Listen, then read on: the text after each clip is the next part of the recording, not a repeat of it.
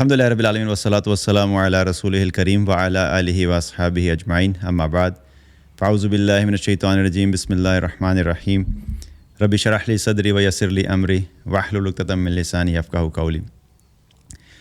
جزاک اللہ خیر سب کے آنے کا، اور اللہ تعالیٰ کا ایک بہت بڑا یہ احسان ہے کہ ملنے کا جو مقصد ہے وہ اللہ تعالیٰ نے دین کی نسبت سے دیا۔ اور ایک حدیث میں آتا ہے کہ نبی کریم صلی اللہ علیہ وسلم نے فرمایا کہ لوگ جب کسی جگہ بیٹھ کر اللہ کا ذکر کرتے ہیں تو اللہ تعالیٰ کے جو فرشتے ہیں اس مجلس کو گھیر لیتے ہیں، اور اللہ تعالیٰ اپنی رحمت سے اس مجلس کو ڈھانپ لیتا ہے، اور سکینت یعنی سکون اس مجلس پہ اللہ کی طرف سے نازل ہوتا ہے۔ تو اللہ کے دین کی جو بات ہے اور اس دین کی وجہ سے ملنا ہے، اللہ تعالیٰ نے اس میں ایک خاص پاور رکھی ہے، خاص طاقت رکھی ہے۔ اسی لیے اگر ہم دیکھیں تو کئی دفعہ ایسا ہوتا ہے کہ دنیاوی کاموں میں انسان اتنا گم ہوتا ہے کہ آپ جب صرف دنیا کی ڈسکشن کر کے نکلتے ہیں تو آپ کے دل کے اوپر ایک بوجھ سا ہوتا ہے کہ پیسہ، گاڑی، گھر، جاب، بزنس، حالانکہ یہ سب جائز باتیں ہیں، اس میں کوئی غلط بات نہیں ہے، لیکن سائیکولوجیکلی بھی دیکھا جائے تو وہ جو ایک کانسیپٹ ہے نا کہ جو چیز بھی انسان اپنے اندر فیڈ کرتا ہے اس کی باڈی اس کا ایک خاص اثر لیتی ہے۔ تو اللہ تعالیٰ نے دین کی بات میں ایک خاص ایسا اثر رکھا ہے کہ دلوں کے سکون کا ذریعہ بنتا ہے، اور اللہ تعالیٰ ہماری اس ملنے کو بھی جو ہے وہ سکون کا ذریعہ بنائے انشاءاللہ۔ اور جو بات کرنے کا مقصد ہے وہ سب سے امپورٹنٹ بات یہ ہے کہ میرے اپنے لیے ریمائنڈر ہے۔ ہم سب اپنی اپنی جابز میں اور اپنے کاموں میں اتنے مصروف ہوتے ہیں کہ آخرت سے غافل ہونا شروع ہو جاتے ہیں، تو کچھ دن کے بعد یہ ایسا ریمائنڈر ہم سب کے لیے ضروری ہوتا ہے، اور میرے اپنے لیے خاص طور پہ سب سے زیادہ، تاکہ ہم اپنے اس مقصد کو مت بھولیں کہ جس کے لیے اللہ تعالیٰ نے ہمیں اس دنیا میں بھیجا ہے۔ اللہ تعالیٰ نے قرآن میں ایک جگہ فرمایا الذی خلق الموت والحیات لیبلوکم ایکم احسن عملا، کہ موت اور زندگی کا نظام بنایا، اور اللہ تعالیٰ کہتا ہے کہ ہم دیکھنا چاہتے ہیں کہ تم میں سے کون احسن عمل کرتا ہے۔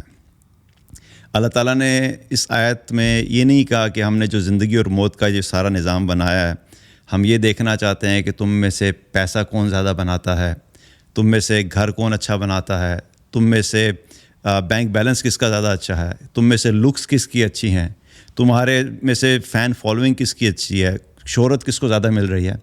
اللہ تعالیٰ کیا کہہ رہے ہیں کہ میں یہ دیکھنا چاہتا ہوں کہ تم میں سے کون احسن عمل یعنی اچھا عمل کرنے والا ہے۔ تو مقصد اللہ نے بڑا واضح بتا دیا کہ ہم آئے دنیا میں ہیں احسن عمل کے لیے، اور احسن عمل کیا ہے؟ ہر وہ عمل جس سے اللہ راضی ہوتا ہے، اور اپنے آپ کو ہر اس عمل سے دور رکھنا جس سے اللہ ناراض ہوتا ہے، یہ احسن عمل ہے۔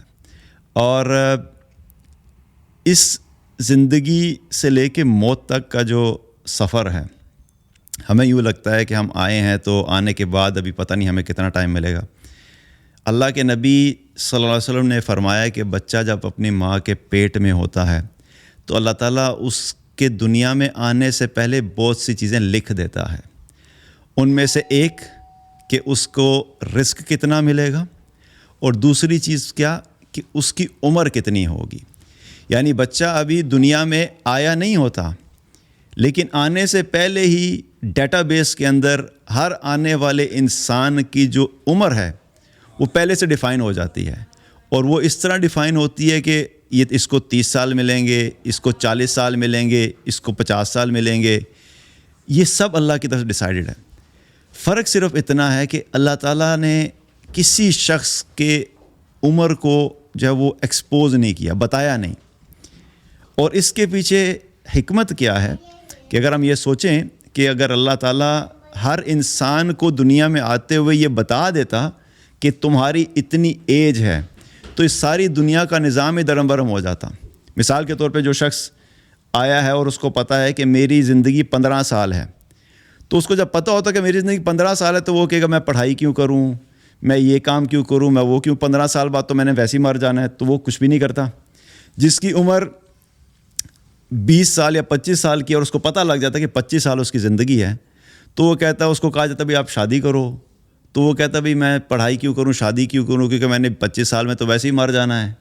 اور اسی طرح جس کی شادی ہوئی ہے اور اس کو اولاد کے بارے میں کہا جائے تو وہ کہتا ہے میں اولاد پیدا کر کے کیا کروں, میں نے 27 سال کی عمر میں ویسے ہی مر جانا ہے. تو ساری دنیا کا نظام درہم برہم ہو جاتا اگر اللہ تعالیٰ ہم میں سے کسی کو یہ بتا دیتا ہے, ہم لوگوں کو بتاتے ہیں کہ اس کی آنے سے پہلے یہ زندگی ہے. اور پھر سب سے امپورٹنٹ چیز کیا کہ آخرت سے متعلق ہم لوگ بالکل ہی غافل ہو جاتے. کسی کو یہ پتہ ہوتا ہے کہ اس کی عمر لکھی ہوئی ہے کہ اس کو اللہ تعالیٰ نے 80 سال کی زندگی دی ہے, کنفرمڈ ہے, تو اس کو پتہ ہوتا ہے کہ میرے پاس ابھی بہت ٹائم ہے, ابھی میں پہلے 70-75 سال عیاشی کر لوں, زندگی کا جو آخری مہینہ ہوگا اس میں توبہ بھی کر لوں گا, گناہوں کی معافیاں بھی مانگ لوں گا, اور اس میں پھر میں تیاری کر کے چلا جاؤں گا. تو یہ اللہ کی حکمت ہے کہ اللہ تعالیٰ نے زندگی ہر ایک کی آنے سے پہلے فکسڈ کیا, لیکن کتنی کی ہے یہ اللہ نے کسی کو نہیں بتایا. تو ہم میں سے ہر ایک کے پاس جو وہ ایک خاص وقت ہے, اور زندگی کو اگر دیکھا جائے تو لائف اصل میں ہے کیا چیز, وہ وقت ہے. ہم جب کہتے ہیں نا فلاں شخص کی 50 سال میں وفات ہوئی, تو اس کا مطلب کیا ہے کہ اللہ تعالیٰ نے اس کو اس زمین پر 50 سال کا وقت دیا. تو زندگی اصل میں کیا ہے, وقت ہے. اور جب ہم وقت کی بات کرتے ہیں تو اس کو اگر آپ بریک کرنا شروع کریں تو سالوں میں آتی ہے, بھئی اس کو اتنے سال ملے, سال سے کم کریں تو مہینہ آ جاتا ہے, مہینے سے کم کریں تو ہفتہ آتا ہے, ہفتے کو آپ کم کریں تو دن آ جاتا ہے, دن کو کم کریں تو 24 گھنٹے آتے ہیں, 24 گھنٹے میں سے منٹس آتے ہیں, پھر سیکنڈز آتے ہیں. تو یہ پورا بریک ڈاؤن ہے ہمارے اس پوری زندگی کے وقت کا. اور آپ سمجھیں کہ ہماری زندگی کا ہر ایک سیکنڈ جو ہے وہ کاؤنٹ کرتا ہے. یہ اس سارے الٹیمیٹلی دیکھا جائے تو جو 80 سال بھی ہیں, 80 سال بھی جو ہے وہ کمبینیشن آف سیکنڈز ہی ہے, جو کہ مل کے الٹیمیٹلی 80 سال بن رہے ہیں. ورنہ کیا ہے, لمحہ با لمحہ یہ زندگی جو ہے وہ ختم ہو رہی ہے. اور اگر کسی انسان کے بارے میں سوچیں تو اس کی جو اصل انویسٹمنٹ, ہم کہتے ہیں بھی آپ کے پاس کیا انویسٹمنٹ ہے, تو ہماری جو انویسٹمنٹ ہے وہ یہ زندگی اور یہ وقت ہے. اب جب اللہ نے ہمیں وقت دیا تو اس وقت کے بارے میں اللہ نے پھر یہ بتا دیا کہ دیکھو یہ ہر ایک کو ایک انویسٹمنٹ ملی ہے اور اس کا ایک اینڈنگ ٹائم ہے. کل نفس ذائقۃ الموت, اللہ نے کہا ہر نفس نے موت کا مزہ چکھنا ہے. تو تمہارا ایک وقت آئے گا کہ تمہاری اس انویسٹمنٹ کا اینڈ آنا ہے. یہ انلمیٹڈ نہیں ہے, تمہارے پاس انفینٹی نہیں ہے, وقت آئے گا ختم ہو جائے گا. تو تم نے جو فائدہ اس انویسٹمنٹ سے اٹھانا ہے اس موت کے آنے سے پہلے اس وقت کے ختم ہونے سے پہلے تم اپنی اس چیز کو انویسٹ کرو جو بھی تم نے اس کو فائدہ اس سے حاصل کرنا ہے. اب یہ جو زندگی ہے جب ختم ہوتی ہے, موت آ کے انسان کو جکڑتی ہے, تو اللہ کے نبی صلی اللہ علیہ وسلم نے فرمایا کہ جب کسی انسان کی موت آتی ہے اور اس کی میت کو اٹھا کے دفنانے کے لیے لے جایا جا رہا ہوتا ہے تو 3 چیزیں اس کے ساتھ جاتی ہیں. ایک اس کا مال, دوسرے اس کے اہل و عیال, اس کے گھر والے, اور تیسرے اس کے اعمال. ہر میت کے ساتھ یہ 3 چیزیں جا رہی ہوتی ہیں. اور پھر آپ نے فرمایا صلی اللہ علیہ وسلم کہ مال اور اہل و عیال واپس آ جاتے ہیں اور اس شخص کے اعمال اس کے ساتھ قبر میں جاتے ہیں. تو جب بھی کسی کی میت ہوتی ہے تو دیکھیں تو ریالٹی یہی ہے. مال کیا ہوتا ہے, وہی گاڑی جس کو ہم نے بڑی محنت سے بنایا ہوتا ہے, بڑا پیسہ خرچ کیا ہوتا ہے, اس پہ بڑا ناز ہوتا ہے کہ ہم نے لیٹسٹ ماڈل کی فلاں گاڑی رکھی ہے. جب موت آتی ہے تو اسی شخص کی اسی گاڑی میں اس کے گھر والے اس کو دفنانے کے لیے جاتے ہیں. وہ گاڑی جاتی ہے قبرستان تک. ایک تو وہ گاڑی ہے نا جو کہ میت کو لے کے جاتی ہے, لیکن گھر والے کیا جاتے ہیں, اسی گاڑی میں جائیں گے, اسی وہ گاڑی جاتی ہے, اس کے بعد دفنا کے واپس آ جاتے. تو مال گیا اور واپس آ گیا. گھر والے بھی جاتے ہیں, کوئی ساری زندگی تو پاس نہیں بیٹھے رہتے, ایک دو قبر میں دفنا دیا, کچھ وقت گزاریں گے, اس کے بعد واپس آ جائیں گے. لیکن اصل چیز کیا رہ گئی, اس کے اعمال اس کے ساتھ رہتے ہیں. تو اب کیا پتہ لگا اس سے کہ جو زندگی اللہ نے دی ہے اس زندگی کو ہم نے انویسٹ کرنا ہے, تو ہم 3 چیزوں پہ انویسٹ کر رہے ہوتے ہیں. ایک, ہم اپنی زندگی انویسٹ کر رہے ہوتے ہیں کس پہ, مال پہ. مال کمانے میں لگاتے ہیں, صبح سے لے کے رات تک ہم کیا کرتے ہیں, جاب کریں, بزنس کریں, کچھ بھی کریں. مقصد کیا ہوتا ہے, مال کما لیں, مال آ جائے. اچھا خاصا ٹائم اس پہ انویسٹ ہوتا ہے, انرجی بھی انویسٹ ہوتی ہے. دوسری کس چیز پہ انویسٹ ہو رہا ہے؟ اہل و عیال, گھر والوں پہ انویسٹ ہو رہا ہے.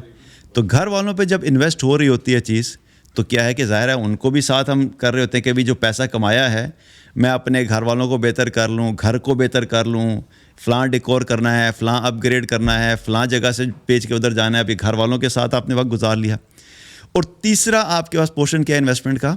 آپ کے اعمال, چاہے وہ اچھے ہیں یا برے ہیں, ایک خاص ٹائم اور ایفرٹ اپنے اعمال پہ لگ رہا ہوتا ہے. تو اب یہ اگر ہم اس ایکویشن کو دیکھیں تو جو ہماری زندگی کی انویسٹمنٹ اللہ نے ہمیں دی, اس انویسٹمنٹ کو 3 جگہیں بتا دی کہ تم 3 جگہوں پہ سے ان کو انویسٹ کرتے ہو. اب چوائس تمہاری ہے کہ تم نے اپنی اس انویسٹمنٹ کا کون سا پورشن کس حصے کو زیادہ دینا ہے. اور پھر ریالٹی چیک بھی ہمیں دے دیا. اور ریالٹی چیک کیا دیا کہ دیکھو تم نے اپنا وقت مال کمانے پہ لگایا, تو اللہ کے نبی نے کیا فرمایا صلی اللہ علیہ وسلم کہ دیکھو مال جائے گا واپس آ جائے گا, تمہارے ساتھ نہیں جانے والا. تم نے اپنا وقت اہل و عیال پہ لگایا, جب دفنانے جائیں گے تمہیں قبر میں چھوڑ کے تمہارے چاہے جتنا مرضی محبت کرنے والا بیٹا ہو, بیٹی ہو, کوئی بھی ہو, اگر بچہ ہے تو ماں باپ ہوں, وہ بھی تمہیں قبر میں چھوڑ کے واپس آ جائیں گے. تیسری ایسی جگہ ہے انویسٹمنٹ کی جو تمہارے اعمال ہیں, وہ تمہارے ساتھ قبر سے لے کے قیامت تک تمہارے ساتھ رہیں گے. اب یہ 3 ہمارے پاس انویسٹمنٹ کی جگہ ہیں. ہمیں یہ فیصلہ کرنا ہوتا ہے کہ ہم نے ان تینوں میں سے کس کو زیادہ پرائرٹائز کرنا ہے اور کیسے بیلنس کریٹ کرنا ہے. اب اگر دیکھا جائے تو مال ایسی چیز ہے کہ جس کے بارے میں ہمیں کلیئرٹی ہونی چاہیے کہ اصل میں ہمارا مال ہے کیا. اللہ کے نبی صلی اللہ علیہ وسلم نے فرمایا کہ بندہ کہتا ہے میرا مال میرا مال میرا مال, حالانکہ اس کا مال, اصل مال وہ ہے جو اس نے کھا کے ختم کر لیا, اور اس کا مال وہ ہے جو اس نے پہن کے پرانا کر دیا, یعنی کپڑوں پہ لگا دیا پیسہ. اور پھر آپ نے فرمایا کہ اور اس کا مال وہ ہے کہ جو اس نے اللہ کی راہ میں صدقہ کر کے آگے بھیج دیا. باقی جب اس کو موت آتی ہے تو مرنے کے بعد جو کچھ وہ پیچھے چھوڑ کر جاتا ہے وہ اس کا مال نہیں ہے, وہ لوگوں کا اور ورثاء کا مال ہے.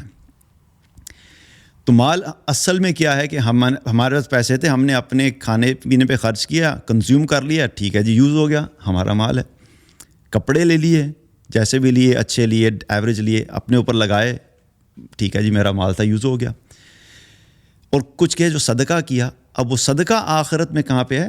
وہ سیو ہے, وہ بھی میرا مال ہے, ہم سب کا مال ہے جو ہم آگے بھیجیں گے. اس کے علاوہ جو پیچھے رہ جائے گا جس دن موت آئے گی, تو گاڑی, گھر, پلاٹ اور کچھ بھی ہمارے ایسٹس ہیں, بینک بیلنس, وہ سارے کا سارا یہاں پہ رہے گا. وہ اب ہمارا نہیں رہا, وہ پیچھے لوگوں کے درمیان جو ہے وہ بٹ جائے گا. کوئی وہ رسا کو چلا جائے گا, تو کوئی لڑائیوں میں ضائع ہو جائے گا, تو کوئی بھائی بہنوں کے جو مسئلے مسائل ہوتے ہیں وہ بلکہ الٹا اور بڑا فتنہ بن جاتا ہے بہت سارے لوگوں کے لیے.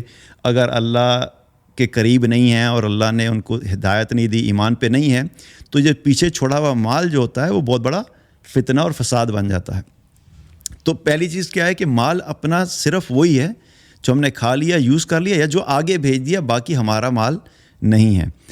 اور یہ ایسی چیز ہے مال کہ انسان ساری زندگی اکٹھا کرتا رہتا ہے, لیکن ہوتا کیا ہے کہ جب موت کا وقت آتا ہے تو اس وقت کے بارے میں اللہ کے نبی صلی اللہ علیہ وسلم نے فرمایا کہ جب بندے کا موت کا وقت ہوتا ہے اور اس کو پتہ لگ جاتا ہے کہ بھئی اب تو میں مرنے لگا ہوں یا مر گیا ہوں, تو وہ کہتا ہے کہ کاش مجھے تھوڑی سی مہلت دے دی جائے تاکہ میں کچھ صدقہ کر لوں.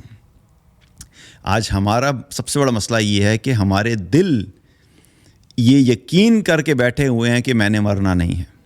ہم زبان سے نہیں کہتے, ہم سوچتے نہیں, زبان سے ہم کہتے نہیں مرنا ہے, لیکن حقیقت یہ ہے کہ جس بندے کو یہ پتہ ہو کہ نہیں میں آج مر جاؤں گا, تو کیا واقعی وہ اتنا ٹائم لگائے گا کہ میں یہ بینک بیلنس کر لوں, میں یہ گاڑی اپ گریڈ کر لوں, میں اپنا گھر کر لوں, میں اپنی جو ہے وہ کیریئر پہ فوکس کروں؟ امپورٹنٹ ہیں یہ چیزیں, لیکن فوکس اس کا یہ نہیں ہوگا. یہ چیزیں چل رہی ہوں گی, کھانا تب بھی کھائے گا, کپڑے تب بھی پہنے گا, گھر میں تب بھی ہوگا, جائے گا, سوئے گا, لیکن فوکس کیا ہوگا؟ میں نے مر جانا ہے, مجھے اپنی اصل زندگی کے بارے میں زیادہ فکر کرنی ہے کہ جہاں پہ میں نے ہمیشہ رہنا ہے. اور یہ جو زندگی ہے اس کی حقیقت بھی اللہ اور اللہ کے رسول صلی اللہ علیہ وسلم نے بڑی کلیئر کر دی, تاکہ ہمیں پورے کمپیریزنز دیے قرآن میں. اللہ نے بتایا کہ ابھی یہ دنیا کی زندگی اور یہ آخرت ہے. دنیا کی زندگی کے بارے میں کیا فرمایا؟ وَمَا الْحَيَاةُ الدُّنْيَا إِلَّا مَتَاعُ الْغُرُورِ. اللہ تعالیٰ نے کہا کہ یہ دھوکے کا گھر ہے, یہ ریالٹی نہیں ہے. یہ جو تم دنیا میں 70-80 سال گزار رہے ہو نا, یہ ریالٹی نہیں ہے, یہ ایلوژن ہے. آپ یوں سمجھ لیں کہ ہم لوگ کہتے ہیں یار یہ فلاں بندہ مر گیا اور وہ آگے چلا گیا. حقیقت کیا ہے کہ ہم اس وقت سوئے ہوئے ہیں, یہ 80 سال کی ایک نیند ہے. موت کے بعد آنکھ کھلے گی اور اصل زندگی ہمیں نظر آئے گی. اور اس کو اگر ہم کو ریلیٹ کریں ہمارے اس دنیا میں آنے سے پہلے اور جانے کے بعد بھی, تو کیا ہے کہ روح جو ہے, روح تو ہزاروں سال پہلے اللہ تعالیٰ نے ہم سب کی بنا دی تھی. ہم سب اس دنیا میں کوئی 40-50 سال پہلے نہیں آئے. ہمیں کیونکہ ہماری اصل روح ہے, یہ جسم تو ایک خول ہے جس نے ہماری روح کو کیری کیا ہوا ہے. جس دن یہ روح نکل جاتی ہے تو آپ مجھے بتائیں کسی بندے کا جسم آپ نے چلتے ہوئے دیکھا کہ وہ پتہ لگے جی روح چلی گئی لیکن وہ جم بھی جا رہا ہے, کھانا بھی کھا رہا ہے, گھروں نہیں. جسم کچھ نہیں ہے, جسم اٹ سیلف کوئی چیز نہیں ہے. اصل چیز کیا ہے؟ روح ہے. جب روح نکلتی ہے تو جسم ختم ہو جاتا ہے. تو یہ روح اللہ تعالیٰ نے ہزاروں سال پہلے ہم سب کی بنا دی تھی. تو اس روح کو اللہ تعالیٰ نے ہمارے اس جسم میں ایک خاص ٹائم پہ اس دنیا میں بھیجا. کسی کو 1930 میں بھیجا, کسی کو 1940 میں بھیجا, کسی کو 1980 میں بھیجا. زیادہ لوگ پریشان نہیں ہو 1930 والے, آئی ایم شیور کہ نہیں ہوں گے لوگ کہ یار بہت پیچھے چلے گئے ہیں. لیکن بہرحال ہر ایج میں اللہ تعالیٰ نے بھیجا. لیکن ہوتا کیا ہے کہ آنے سے پہلے ہم کہیں اور تھے, اور پھر جب موت آتی ہے تو مرنے کے بعد پھر ہم دوبارہ سے اسی اصل زندگی میں چلے جس کو ہم برزخ کہتے ہیں. آنے سے پہلے بھی انسین تھا, مرنے کے بعد بھی انسین ہے. تو بیچ میں یہ صرف چھوٹا سا پیچ اللہ نے دیا ہے ہمیں 60-70 سال کا, کہ دیکھو یہ میں تمہیں اب ٹیسٹ کروں گا, تمہیں ہوش دے رہا ہوں, تمہیں جسم دے رہا ہوں, تمہیں دنیا میں بھیج رہا ہوں, تمہیں میں ریالٹی بتا رہا ہوں کہ دیکھو حقیقت یہ ہے, زندگی یہ ہے, حلال یہ ہے, حرام یہ ہے, اللہ ہے تمہارا ایک بنانے والا ہے, خالق ہے, وہ جس کے پاس تم نے لوٹ کے جانا ہے, اس نے تمہیں زندگی گزارنے کے کچھ طریقے بتائے ہیں. ان 60-70 سالوں میں اپنے آپ کو ان طریقوں کے بارے میں آپ بتاؤ کہ کیا ہیں, اور اپنی زندگی اگر تم اس کے مطابق گزار کے آؤ گے تو مرنے کے بعد تم اپنے اس رب کے پاس جاؤ گے جو تم سے راضی ہوگا اور تمہیں ہمیشہ ہمیشہ کی جنتوں میں داخل کرے گا.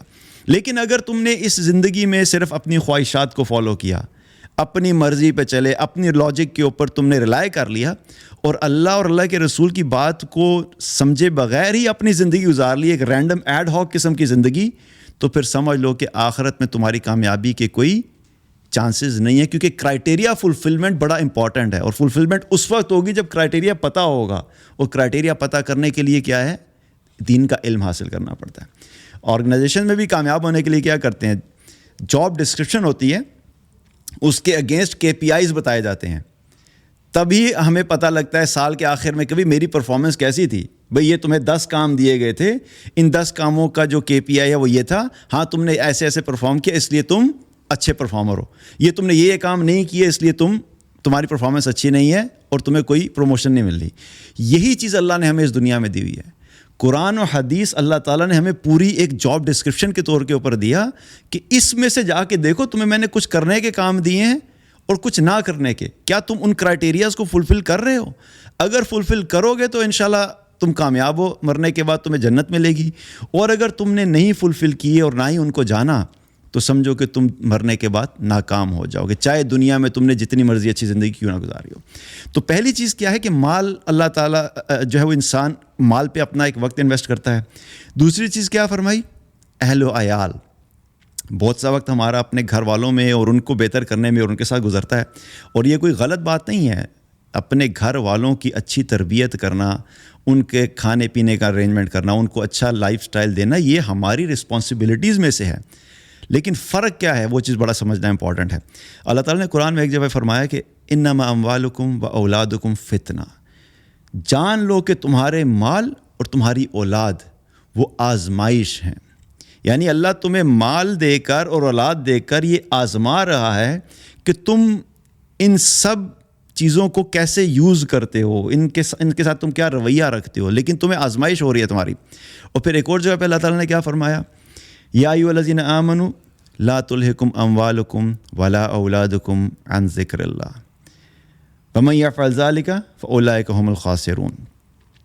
خاص طور پہ اللہ تعالیٰ نے ایمان والوں کو ایڈریس کیا، یا ایھا الذین آمنوا۔ اللہ تعالیٰ یہاں پہ یہ نہیں کہہ رہا یا ایھا الناس، یا ایھا الناس کہتا ہے تو اس کا مطلب ہے کہ مسلمان بھی ہیں، کافر بھی ہیں، کرسچنز بھی ہیں، جیوز بھی ہیں، سب کی بات ہوتا ہے۔ اللہ تعالیٰ نے سب کو نہیں کہا، اللہ تعالیٰ کہہ رہا ہے یا ایھا الذین آمنوا، اے ایمان والو، تم نے دعویٰ کیا نا کہ لا الہ الا اللہ محمد رسول اللہ، تم ایمان والے ہو۔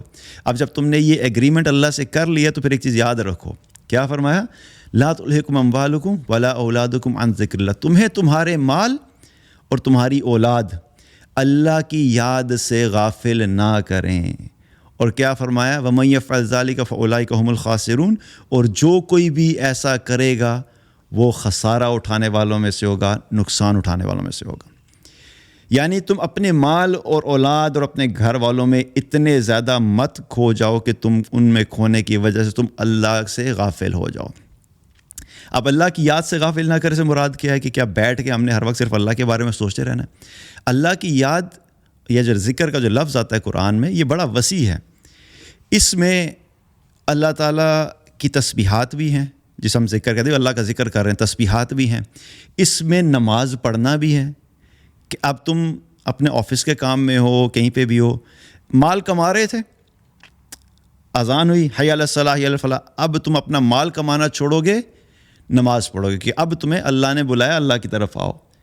تم گھر میں کوئی کام کر رہے تھے، مصروف تھے، بچوں کے لیے یہ کر رہے ہیں، خواتین کا بہت سارا ہوتا ہے، سارا دن بچوں کی اور گھر کی چیزوں میں مصروف ہوتے ہیں، اب اذان ہوئی ہے تو نہ تمہارا گھر، نہ تمہارا مال، نہ تمہاری اولاد، کوئی بھی امپورٹنٹ نہیں ہے، اب اللہ امپورٹنٹ ہے۔ اس وقت تم نے پرائرٹی کیا دینی ہے؟ اللہ کو دینی ہے۔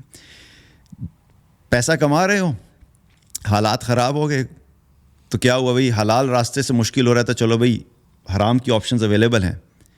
نہیں، اللہ تعالیٰ کہتا ہے اللہ کو یاد رکھو، کمائی میں بھی اللہ کو یاد رکھنا ہے، تم حرام نہیں کما سکتے کیونکہ تم ایمان والے ہو۔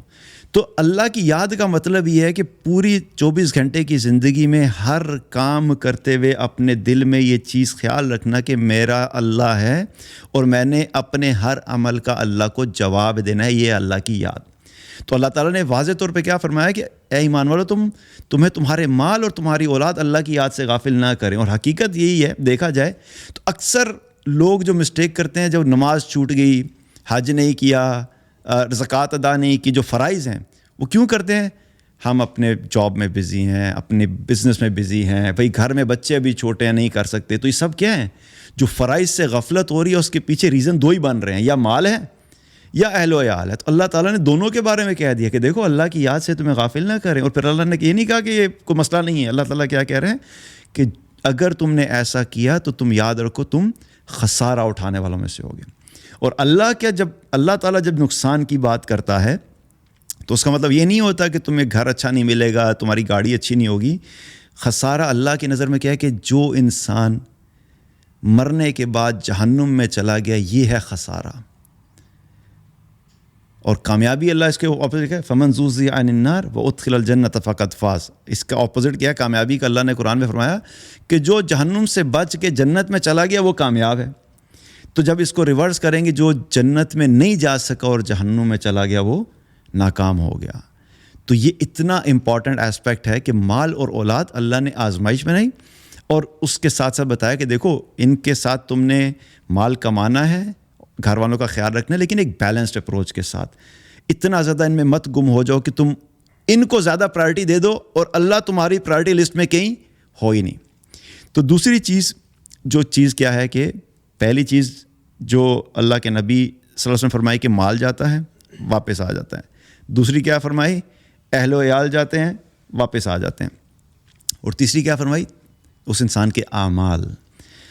یہ اعمال ایسی چیز ہے کہ ہم میں سے ہر انسان جب کچھ بھی، اگر آپ 24 آورس کا انالیسس کریں نا، یا تو ہم کوئی اچھا عمل کر رہے ہوتے ہیں، یا کوئی ہم ہر مومنٹ میں برا عمل کر رہے ہوتے ہیں، اور یا پھر وہ مومنٹ جو ہوتا ہے بالکل بلینک ہوتا ہے، جس میں نہ کوئی اچھائی ہے نہ کوئی برائی. آپ بیٹھے سوچ رہے ہیں, صرف آپ کچھ نہیں کر رہے, تو کیا ہے, نہ کوئی اچھا عمل ہو رہا ہے نہ کوئی برا. ہاں, وہ سوچ بھی اچھا عمل کب ہو جائے گی کہ اگر سوچ میں اللہ کی یاد آ جائے گی تو وہ سوچ بھی نیک اعمال میں تبدیل ہو جائے گی. لیکن ہم دیکھیں تو زندگی میں 3 ہی کنڈیشنز میں ہم ہوتے ہیں انسان, یا نیکی کر رہے ہوں گے یا برائی کر رہے ہوں گے. نیکی کیا کر رہے ہیں, بیٹھے ہوئے تو اللہ کا ذکر کرنا شروع کر دیا, تو کیا ہوا, وہ چند لمحے چند سیکنڈز کیا ہوئے, وہ نیک اعمال شروع ہو گئے. بیٹھے ہوئے ہیں, غیبت شروع کر دی تو سمجھے برائیوں کا کاؤنٹر شروع ہو گیا. جتنی دیر غیبت چلتی رہے گی اتنی دیر برائی ہو رہی ہے. کہیں پہ جھوٹ بول دیا تو برائی ہو گئی, سچ بول دیا تو اچھائی ہوگی. تو آپ سوچیں کہ پوری 24 گھنٹے میں ہم انہی میں سے کسی نہ کسی کیفیت میں ہوتے ہیں. اب ایک طرف نیک اعمال ہیں اور ایک طرف برے اعمال ہیں. اللہ کے نبی صلی اللہ علیہ وسلم نے فرمایا کہ جب کوئی کافر یا کوئی فاسق انسان, جب اس کی وفات ہوتی ہے اور اس کو قبر میں جب ڈالا جاتا ہے, تو اگر وہ کافر تھا اور اللہ کا نافرمان تھا تو اس کے جو گناہ ہیں اس کے پاس انتہائی سیاہ رنگ کے انسان کی شکل میں آتے ہیں. اس کا چہرہ سیاہ ہوتا ہے, کپڑے پرانے سے بوسیدہ سے, بدبودار حلیہ, اور جب وہ قبر میں ان اعمال کو دیکھے گا تو اس سے پوچھے گا بھئی تم کون ہو, تو وہ اس کو بتائے گا کہ میں تمہارے برے اعمال ہوں. تو جو برے اعمال ہیں ان کو بھی اللہ سبحانہ تعالیٰ جو ہے وہ ہمیں دکھائے گا ایک خاص شیپ دے کر کہ یہ دیکھو یہ تمہارے برے اعمال ہیں. تو وہ خود ان اٹ سیلف اس کا جو حلیہ اتنا انکمفرٹنگ ہے کہ انسان سوچے کہ اچانک یہاں پر کوئی اس حلیے کا بندہ آ جائے تو ہم تو اپنی اس اچھی سی کھلی جگہ پہ بھی اس بندے کو برداشت نہیں کر سکتے. تو قبر جو پہلے ہی تنگ جگہ ہے, پہلے ہی انسان جو ہے وہ ایک انتہائی سٹریسفل سچویشن میں ہے کہ پتہ نہیں کیا ہونے والا, اور وہاں پر اچانک اس قسم کا انسان آ جائے تو انسان کے خوف اور سٹریس میں کیا ہوگا, مزید اضافہ ہو جائے گا. دوسری طرف جو نیک اعمال ہیں ان کے بارے میں اللہ کے نبی صلی اللہ علیہ وسلم نے کیا فرمایا کہ جو انسان جب قبر میں ڈالا جاتا ہے تو اس کے جو نیک اعمال ہیں وہ انتہائی سفید رنگ کے لباس میں بالکل روشن اور بہت خوشبودار حالت میں اس کے سامنے آتے ہیں. اور جب وہ انسان اس کو دیکھتا ہے اور اس سے پوچھتا ہے کہ بھی تم کون ہو, تو وہ کہتا ہے کہ میں تمہارے نیک اعمال ہوں. اب یہ قبر میں انسان پڑا ہوا ہے, گھر والے چلے گئے, مال بھی چلا گیا, اب کون ساتھ رہ گیا, نیک اعمال. اب عمل صالح ساتھ ہے. 3 جگہ پہ انویسٹمنٹ کا ہم نے بات کی تھی. 2 جگہ پہ جو ہم نے اپنی لائف انویسٹ کی تھی, 2 نے تو آخر میں آ کے دھوکہ دے دیا. دھوکہ ان سینس کہ they don't have a choice نا, مطلب ان کے پاس چوائس نہیں ہے, لیکن ایک قسم کا دھوکہ ہی ہونا کہ انسان کو جب سب سے زیادہ ضرورت تھی کہ کوئی میرا ساتھ دے, میں اکیلا ہوں, میں پریشان ہوں, میں خوف میں ہوں, میرے نہ رائٹ سائڈ کوئی ہے نہ لیفٹ پہ کوئی ہے, مجھے تم نے 6 فٹ کی ایک گڑھے میں ڈال دیا ہے اور مجھے کوئی کمپنی چاہیے. اس وقت نہ ماں ساتھ ہے, نہ باپ ساتھ ہے, نہ بیوی ساتھ ہے, نہ بچے ساتھ ہیں. کون ساتھ دے رہا ہے؟ نیک اعمال, عمل صالح, وہ ساتھ ہیں. اور یہ نیک اعمال ایسے ہیں کہ ان کے بارے میں اللہ کے نبی صلی اللہ علیہ وسلم نے فرمایا کہ جب انسان کو قبر میں ڈالا جاتا ہے اور قبر کا عذاب اس کی طرف آتا ہے, تو جب اس کو قبر کا عذاب ہے تو جو نماز ہوتی ہے وہ اس انسان کے سر کی طرف آ جاتی ہے اگر اس نے نمازیں پڑھی ہوئی ہیں. زکوٰۃ جو ہوتی ہے اس کے دائیں طرف آ جاتی ہے, اور روزے جو ہوتے ہیں اس کے بائیں طرف آ جاتے ہیں, اور جو باقی اعمال ہیں, لوگوں کے ساتھ اچھا اخلاق تھا, حسن سلوک تھا, صدقات تھے, نوافل تھے, وہ پاؤں کی طرف آ جاتے ہیں. اب جب عذاب اس کا سر کی طرف سے قبر کا عذاب آتا ہے تو نماز کہتی ہے کہ میری طرف سے آنے کا کوئی راستہ نہیں ہے, وہ سر سے پروٹیکٹ کرتی ہے. جب عذاب رائٹ سائڈ سے آنے کی کوشش کرتا ہے تو زکوٰۃ کہتی ہے کہ میری طرف سے آنے کا کوئی راستہ نہیں ہے. جب عذاب لیفٹ سائڈ سے آنے کی کوشش کرتا ہے تو روزے کہتے ہیں کہ ہماری طرف سے آنے کا کوئی راستہ نہیں ہے.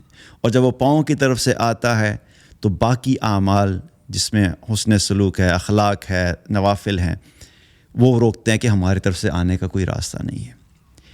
اب آپ سوچئے کہ اس سچویشن میں جب انسان کی طرف عذاب آ رہا ہے تو ایسا نہیں ہے کہ رائٹ سائڈ پہ آ کے گاڑی کھڑی ہوگی کہ میری طرف سے نہیں آ سکتے, لیفٹ پہ آ کے گھر کھڑا ہو گیا، پاؤں کی طرف والد صاحب کھڑے ہو گئے، سر کی طرف والدہ کھڑی ہو گئی. نہیں، نہ مال ہے نہ اہل و عیال ہیں، ہماری نمازیں ہیں، ہمارے ذکر و اذکار ہے، قرآن پڑھنا ہے، رزق حلال ہے، اللہ کی راہ میں کیا ہوا صدقہ ہے.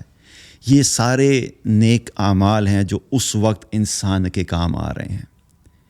تو 3 جگہیں جو ہمارے پاس ہیں، دیکھا جائے تو سب سے زیادہ سنسیئر اور سب سے زیادہ ساتھ رہنا کس نے دیا؟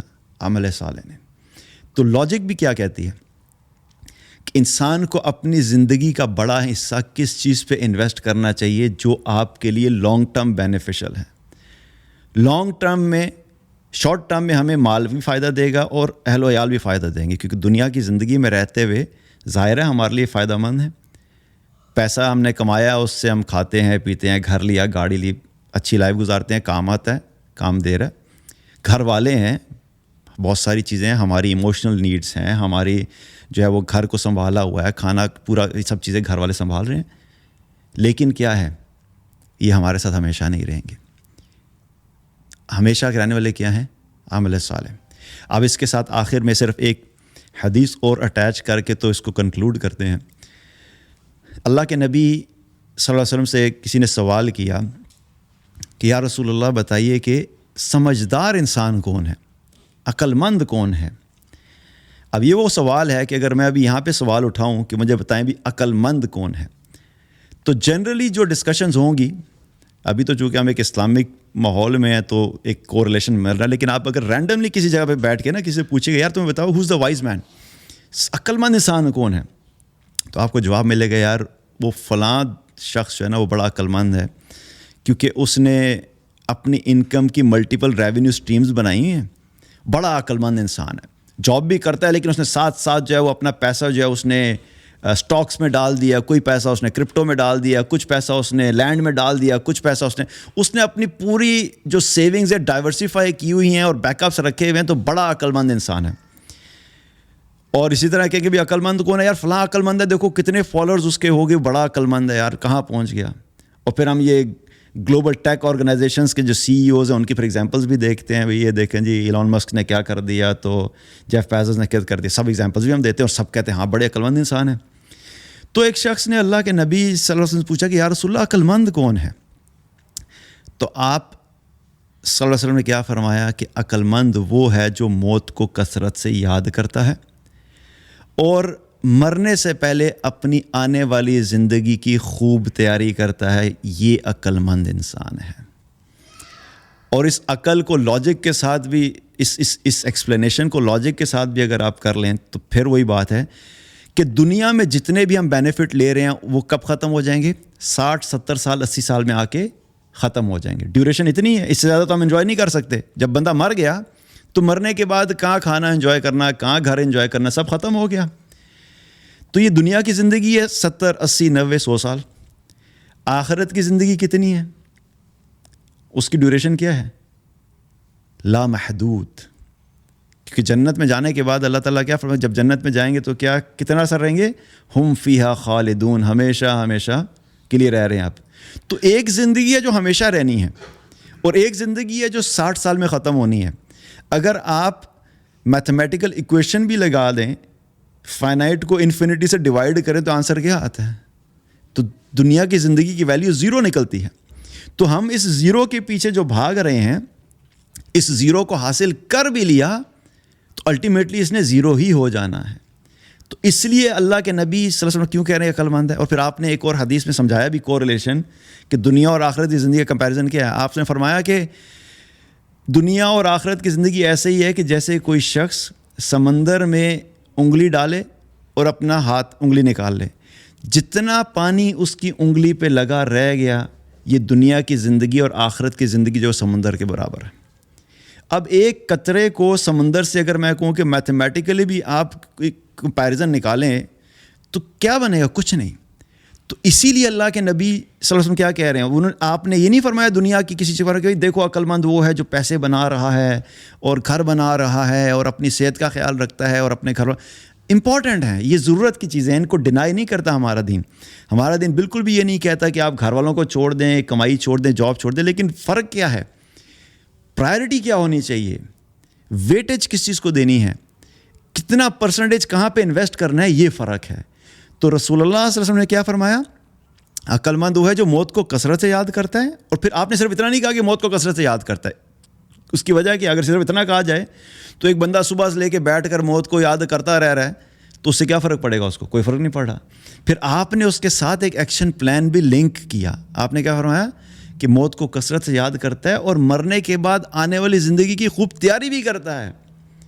مطلب ایسا نہیں ہے کہ خالی وہ پریشان ہے اپنے ایگزامس کے لیے، وہ پریشان بھی ہے لیکن اپنے ایگزامس کی تیاری بھی کر رہا ہے. کوئی بھی اسٹوڈنٹ خالی یہ سارا وقت یہ بیٹھ کے کہتا رہے مجھے بڑی فکر ہے، پتہ نہیں میں فیل نہ ہو جاؤں، تو خالی کہتا رہے اور پڑھائی نہ کرے تو اس کو کہیں گے نا بے وقوف انسان، تم اتنے کیوں باتیں کر رہے ہو، فیل ہو، پڑھنا شروع کر دو. تو اسی لیے اللہ کے نبی صلی اللہ علیہ وسلم صرف اتنا نہیں کہا. ہم سارا دن بیٹھ کے یار مجھے بڑا ڈر، کئی لوگ ایسے ہیں جو کہتے ہیں ہمیں موت سے بڑا ڈر لگتا ہے، ہمیں موت سے بڑا ڈر لگتا ہے، لیکن ان کی زندگی دیکھیں تو کوئی ایسی ہے کہ جیسے کبھی مرنا ہی نہیں ہے. تو صرف ڈر کافی نہیں ہے، اس کے ساتھ ساتھ کیا کرنا ہے؟ مرنے کے بعد آنے والی زندگی کی تیاری بھی کرنی ہے. تو آپ نے ایکشن پلان بھی ساتھ دیا. تو سمرائز کرتے ہیں کہ ہمارے پاس کیا ہے؟ وقت ہماری انویسٹمنٹ ہے. کسی کے پاس 60 ہے، 70 ہے، 50 ہے، جتنا بھی ہے. اور وہ انویسٹمنٹ ہم 3 جگہ پہ لگا سکتے ہیں. مال کمانے میں لگائیں، گھر والوں پہ لگائیں، اور اپنے نیک اعمال پہ لگائیں. اور الٹیمیٹلی بینیفٹ کیا ہے؟ جو ساتھ دیں گے آپ کے، وہ آپ کے نیک اعمال ہوں گے. یہاں پر ایک اور امپورٹنٹ چیز ہے، اگر ون ون سچویشن کریٹ کرنی ہے تو یہ جو مال کمانا جو ہے یہ بھی ہمارے لیے لانگ ٹرم بن سکتا ہے. کیا کہ اگر ہم حلال کمائیں گے تو صبح سے لے کے شام تک جب ہم رزق حلال کماتے ہیں تو وہ بھی ہمارے لیے عبادت کی طرح ہے. ایک مرتبہ ایک نوجوان کو دیکھا کچھ صحابہ نے، وہ کچھ کمائی کرنے کے لیے جا رہا تھا تو نبی کریم صلی اللہ علیہ وسلم کے ساتھ ہی تھے. تو صحابہ نے کہا دیکھو کتنا زبردست نوجوان ہے، کتنا طاقتور ہے، کاش کہ اس نے اپنی یہ زندگی اللہ کی راہ میں جہاد پہ لگائی ہوتی. تو نبی کریم صلی اللہ علیہ وسلم فرمایا کہ جو شخص اپنے آپ کو فخر سے بچانے کے لیے اور اپنے لیے کمائی کے لیے نکلتا ہے وہ بھی اللہ کی راہ میں جہاد کرنے کی طرح ہی ہے. تو جب ہم اپنے رزق حلال کماتے ہیں تو وہ بھی ہمارے لیے عبادت ہی لکھا جاتا ہے. لیکن فرق کیا ہے؟ شیطان آ کے کہاں پہ ٹریپ کرتا ہے کہ ہمیں صرف رزق حلال پہ ہی روک دیتا ہے، اسی پہ مطمئن کراتا رہتا ہے. جو ایک شیطان کا بہت بڑا ٹریپ جس میں ہم اکثر، جو انسان جو نیکی کر رہا ہوتا ہے نا، شیطان اس انسان کو اسی کی وہی نیکی دکھا دکھا کے اس کو مطمئن کرتا رہتا ہے کہ دیکھ یار تو نیکی کر رہا ہے نا، تو کیا فرق پڑتا ہے. وہ کبھی بھی ہمیں اس طرف دیکھنے کی طرف نہیں جائے گا جو چیز ہم مس کر رہے ہیں. جو ہم کر رہے ہوتے ہیں اچھے اعمال وہ ہمیں دکھاتا رہتا ہے، ہاں دیکھو بھی نماز پڑھ رہے، لیکن نماز پڑھنے کے ساتھ ساتھ جھوٹ بول رہا ہے، فراڈ کر رہا ہے، دھوکہ دے رہا ہے، گھر والوں کے حقوق پورے نہیں کر رہا. وہ اس کو دکھائے گا نہیں. وہ جب بھی کوئی بات آئے گی وہ صرف اس کو اس کے نیک اعمال دکھائے گا. تو فرق کیا ہے؟ ہم میں سے ہر انسان نے اپنا انالیسس یہ کرنا ہے کہ جو نیک اعمال ہیں ان پہ استقامت اختیار کرنی ہے، اور جہاں جہاں پہ گیپس ہیں، جہاں جہاں پہ گناہ ہیں، ان گناہوں سے نکلنا ہے. کیونکہ الٹیمیٹلی کیا ہونا ہے کہ جب میزان قائم ہوگا تو ظاہر ہے ہر انسان کی کچھ نیکیاں ہوں گی اور کچھ گناہ ہوں گے. کوئی ایسا انسان نہیں ہے جو صرف نیکیاں لے کے جائے گا یا صرف گناہ لے کے جائے گا. لیکن ساری گیم کہاں پہ پلٹے گی؟ جب نیکیوں کا اور گناہوں کا وزن کیا جائے گا تو وزن کی بنیاد پہ فیصلہ ہوگا کہ بھئی تمہاری نیکیاں کتنی تھیں اور تمہارے گناہ کتنے تھے. اور کاؤنٹنگ نہیں ہے، وزن ہے. تو اس سے کیا پتہ لگا کہ ہمیں اپنا مال جب کمانا ہے وہ بھی حلال طریقے سے کمائیں اور حلال جگہ پہ خرچ کریں تو وہ بھی ہمارے لیے عبادت بن جائے گی. اہل و عیال جو ہیں ان کے حقوق پورے کریں، جو اللہ تعالیٰ نے حقوق دیے ہیں، بیوی کے حقوق، بچوں کے حقوق، ہم وہ پورے کریں. اور خواتین کے لیے کیا ہے کہ اپنے خاوند کے حقوق پورے کرنا، اپنے بچوں کے حقوق پورے کرنا، یہ رسپانسبلٹی ہے. جب ہم کانشیسلی اپنے ذہن میں یہ چیز رکھ کے کریں گے کہ میں اپنے خاوند کے لیے، گھر والوں کے لیے جو کھانا بنا رہی ہوں میں اس لیے بنا رہی ہوں کہ اللہ نے میرے اوپر یہ ذمہ داری دی ہے اور میں خوشی سے کروں تاکہ جب میرا خاوند اور میرے بچے مجھ سے راضی ہوں گے تو میرا اللہ مجھ سے راضی ہوگا. اور مرد جو ہیں وہ باہر جاتے ہوئے کیا کریں کہ میں اس لیے محنت کر رہا ہوں کہ اللہ نے میرے اوپر ذمہ داری ڈالی ہے، جب میں یہ رزق حلال کما کے اپنے گھر والوں پہ خرچ کروں گا تو میری نیت یہ ہے کہ اللہ مجھ سے راضی ہو. میرے گھر والے جب اچھی زندگی گزاریں گے تو یہ مجھ سے خوش ہوں گے اور اس سے میرا اللہ راضی ہوگا. تو یہ مال اور اہل و عیال کے ساتھ بھی جو ہمارا ٹائم ہے اس کو بھی ہم کنورٹ کر سکتے ہیں اپنی نیت ٹھیک کر کے, تاکہ وہ بھی ہمارے عمل صالح کی کیٹیگری میں ہی آ جائیں.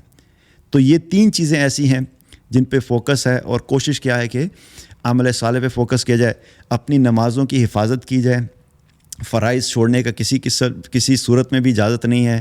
چاہے بچے اسکول میں ہیں, لیٹ ہو رہے ہیں, آئے ہیں, کھانا پکانا ہے, جاب میں اگر ہیں تو کوئی میٹنگ چل رہی ہے, تو نماز کی کسی حال میں معافی نہیں ہے, فرض نماز ادا کرنی ہی کرنی ہے. اسی طریقے سے اپنا وقت قرآن کے لیے نکالیں, کچھ نہ کچھ حصہ ضرور قرآن کے ساتھ روزانہ گزاریں, کیونکہ یہ وہ جاب ڈسکرپشن ہے کہ جب تک ہم پڑھیں گے نہیں تو ہمیں پتہ کیسے لگے گا کہ ہم نے اللہ کو راضی کیسے کرنا ہے. مطلب ہم نے باس کو خوش کرنا ہوتا ہے تو ہمیں پتہ ہوتا ہے کہ باس میرا ان 5 کاموں سے خوش ہوگا, ہمیں علم ہوتا ہے. لیکن اللہ کو راضی کرنا ہے تو ہمیں پتہ ہی نہیں ہوتا اللہ کو کیسے راضی کریں, سوائے 2-3 اعمال کے بعد ہمیں سمجھ ہی نہیں آتی کہ بھئی ہم کیا کریں. تو انشاءاللہ آہستہ آہستہ ان پہ بھی کور کریں گے کہ کیا کیا چیزیں کی جا سکتی ہیں تاکہ ہم اس ٹریک پہ ہوں کہ جو کامیابی والا راستہ ہے اور اللہ کی رضا والا راستہ ہے. اللہ تعالیٰ سے دعا ہے کہ اللہ تعالیٰ ہم سب کو ایمان عطا فرمائے, تقویٰ عطا فرمائے, اور مرنے سے پہلے مرنے کی تیاری کرنے کی توفیق عطا فرمائے.